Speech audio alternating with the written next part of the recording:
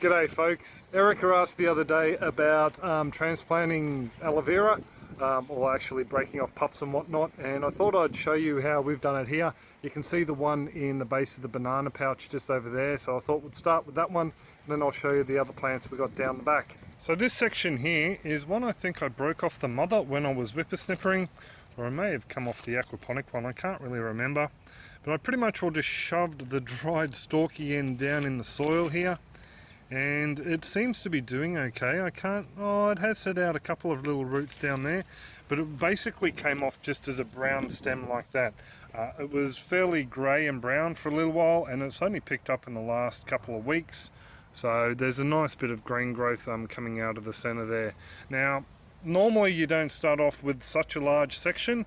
You normally start off with the smaller pups. So I'll just show you one down the bottom.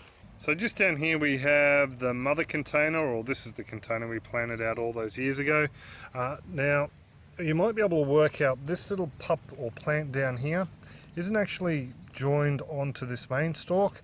It's just off to one side. You might be able to work out the little roots.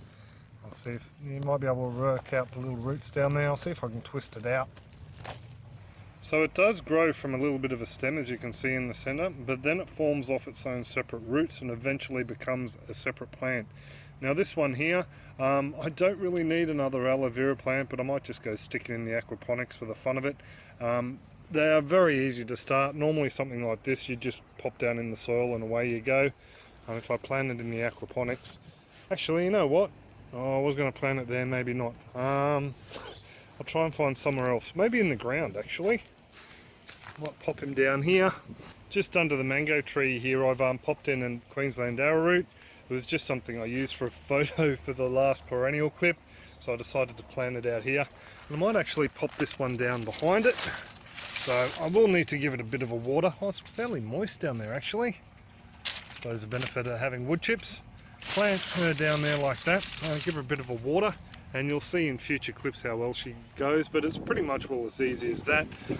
Generally they like a little bit more TLC, maybe a little bit of potting mix in a small pot or something like that, but they are a very hardy plant and do root fairly readily in the soil. So this Queensland arrowroot wasn't watered in either, so she'll probably appreciate a decent drink.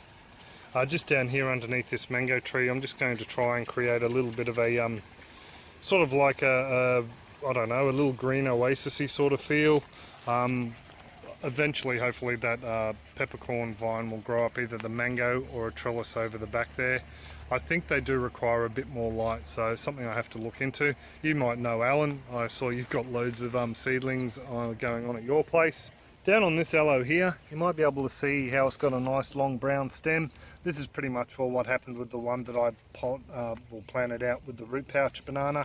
So just a long brown stem, and I just snapped it off down the base. I mean, any of these little guys here with the long stems, we could do the same thing, just break them off, pop them in some moist potting mix in a pot, baby them along a bit, maybe in a sheltered position, and they should take fairly readily.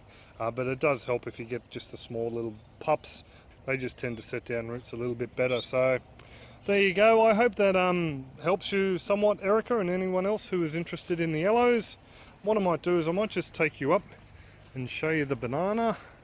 I've got the camera and a torch set upstairs so I can record the bat if it comes back tonight.